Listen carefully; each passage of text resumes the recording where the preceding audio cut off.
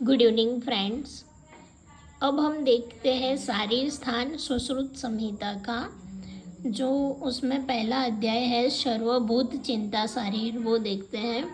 उसमें पहला श्लोक हमें जो AIPGT के लिए इम्पोर्टेंट है वो क्या है।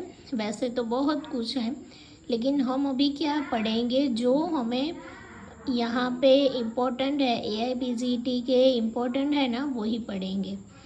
सर्वभूतानां कारणम अकारणम, यहाँ पे क्या है, संधि है। कारणम अकारणम सत्वरजस्तमो लक्षणम अष्टरूपम अखिलस्य जगतः संभव हेतुर अव्यक्तम नाम। मतलब यहाँ क्या है, जो सर्वभूतों का आदि है और जो अकारण है, जिसका कारण नहीं है, अकारण है, जिसका लक्षण सत्व रज और तम है, और जो अष्टविध रूप वाली है, जो अष्टविध रूप वाली है, और जो समस्त जो अखिलस्य ब्रह्मांड, पूरे ब्रह्मांड की उत्पत्ति में जिसका जो कारणभूत है, वो मूल प्रकृति है। उसका नाम क्या है, अव्यक्त। तो यहाँ हमने क्या देखा, अव्यक्त। चरक जो पाठ है ये यहाँ पे नहीं है। यहाँ पे हम क्या पढ़ रहे हैं, सुश्रुत संहिता शारीर स्थान चैप्टर 1। उसमें क्या बताया है फ्रेंड्स कि जो सृष्टि उत्पत्ति का क्रम कैसे हुआ और तन्मात्रा में से पंच महाभूत कैसे बने, ये सब बताया है यहाँ पे।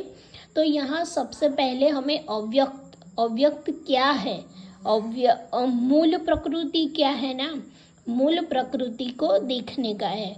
ओके, तो ये यहाँ पे बताया है। तो हम ये देखते हैं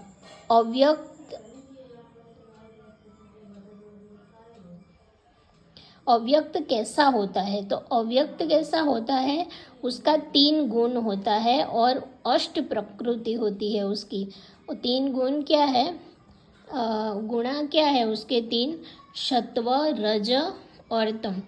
देखो ये जो पेज है ना, यहाँ पे सभी संहिता के शारीर स्थान में क्या क्या चैप्टर्स दिए गए हैं वो बताया है। उसमें क्या है कि शारीर स्थान के सब अध्याय बताए हुए हैं।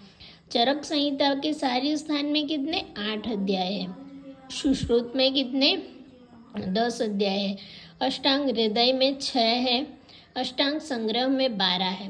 कितने हैं, अष्टांग हृदय में 12 है, अष्टांग हृदय में 6, चरक में 8 और सुश्रुत में 10 है। ओके,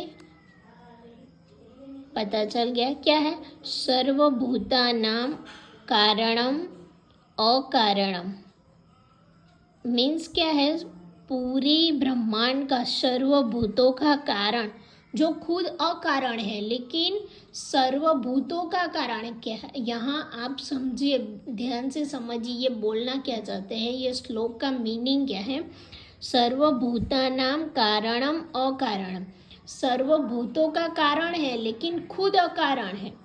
वो कहाँ से बना वो नहीं पता, लेकिन पूरी दुनिया जो जिससे बनी है उसका कारण है। सत्व रजस तमोभ्यम, वो उसके 3 गुण हैं, सत्व रज और तम, और अष्ट रूप वाला है। और अखिलस्य जगतः संभव हेतु, अखिलस्य जगत, पूरे ब्रह्मांड जो है ना, उसकी उत्पत्ति में जो हेतु है वो अव्यक्त है। उसका वो क्या है, अव्यक्त है। उसका फॉर्म कैसा है, तो अव्यक्त नाम। ओके, अब हम आगे देखते हैं, आगे कौन सा श्लोक इम्पोर्टेंट है।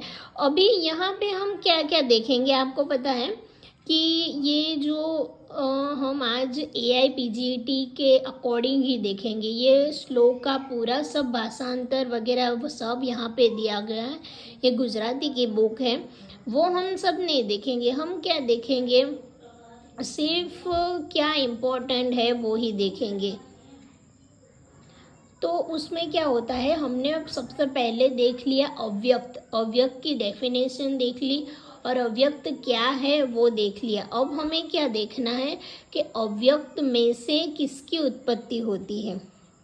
तो यहाँ पे क्या है, व्योम अनिल अनल। यहाँ श्लोक नंबर 4 देखते हैं हम अभी क्या देख रहे हैं, श्लोक नंबर 4। उसमें बोला है कि व्योम अनिल अनल जो वायु तत्व चतुर्विंशति व्याख्याता। ये अव्यक्त क्या है कि सत्व रज और तम के स्वभाव का होता है। મહાન બુદ્ધિ કે મહત્વની ઉત્પત્તિ થાય છે, એમાંથી महत तत्वની उत्पत्ति। अव्यक्त महत, अव्यक्त में से किसकी उत्पत्ति होती है, महत की उत्पत्ति होती है। महत तत्व थी रज तम स्वभाव लक्षण युक्त अहंकार उत्पन्न होता है।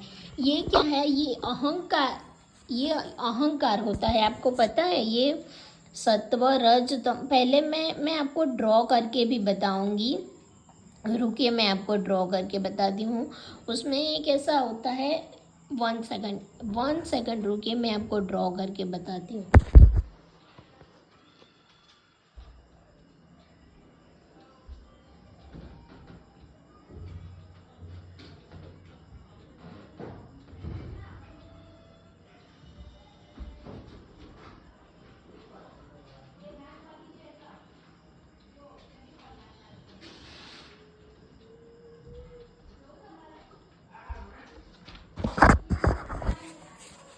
देखिए इसमें मैं आपको बताती हूँ कि पहले क्या है, अव्यक्त है, पहले अव्यक्त है, उसके ऊपर से किसकी उत्पत्ति हुई, अव्यक्त में से महत की, और महत में से अहंकार। और अहंकार कितने प्रकार का है, तो 3 प्रकार के अहंकार होते हैं। क्या हुआ, 3, ये हमारा हो गया। ये क्या है कि अव्यक्त में से क्या बना, महत बना, महत में से क्या बना, अहंकार, और उसमें से क्या हुआ, तो सत्व रज और तम, ये तीनों की उत्पत्ति हुई। ओके, ये हो गया अव्यक्त, महत, अहंकार, सत्व रज और तम। आपको पता चल गया है ना। ओके, तो उसमें क्या है, इंद्रियों की ये उत्पत्ति हुई। फिर क्या हुआ, फिर हम 5वां श्लोक देखेंगे। उसमें क्या है, इंद्रियों के विषय बताए हैं, इंद्रियों का कर्म क्या है, इंद्रियों का जो कर्म है ना वो बताया है। क्या है, वचन आदान आनंद विसर्ग और एंड विहरण।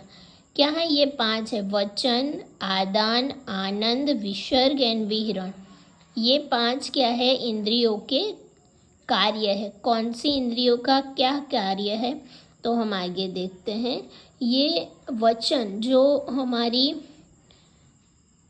जिह्वा है उसका काम है। आदान आनंद जो हमारी इंद्रिया है ना, इसके ये कारण बताए हैं। इसको ये गुजराती में है पूरा डिटेल, इसलिए मैं नहीं बताती। अगर आपको ये पूरा डिटेल पढ़ना है तो भी मैं बता सकती हूँ। इसमें क्या है, ये भी इम्पोर्टेंट 6 नंबर का श्लोक है ना, ये भी बहुत इम्पोर्टेंट है। अव्यक्तम महान अहंकारः पंच तन्मात्राणि च अष्टो प्रकृतयः शेषाः षोडश विकारा। उपयुक्त 24 तत्वों अव्यक्त, महंत, अहंकार અને 5 तन्मात्रा ए प्रकृति। इसमें से ये क्या है, यहाँ क्या बता है, अव्यक्त महत अहंकार, ये तीनों अव्यक्त महत अहंकार, 5 तन्मात्रा, ये 8 क्या है, इसको प्रकृति बोला है। और बाकी का क्या है, बाकी जो 16 तत्व है ना, शेषाः षोडश विकारा, बाकी का जो 16 तत्व है उसको विकार बोला है।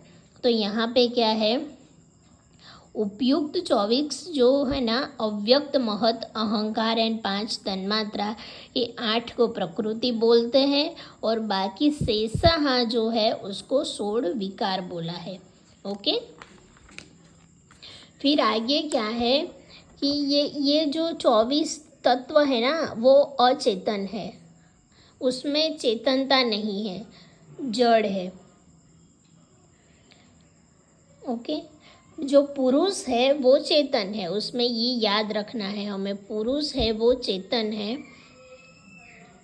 और ये भी एक बहुत इम्पोर्टेंट टॉपिक है, ये क्या है कि बुद्धि अर्थात महत बौद्ध आहत ब्रह्मा अधिदेव है। यहाँ पे पूछता है कि चंद्र क्या है, तो चंद्र अधिदेव है। वाणी आध्यात्म, इंद्र अधिदेव है। उपस्थ आध्यात्म है। आनंदनी अधिभूत प्रजापति अधिदेव है।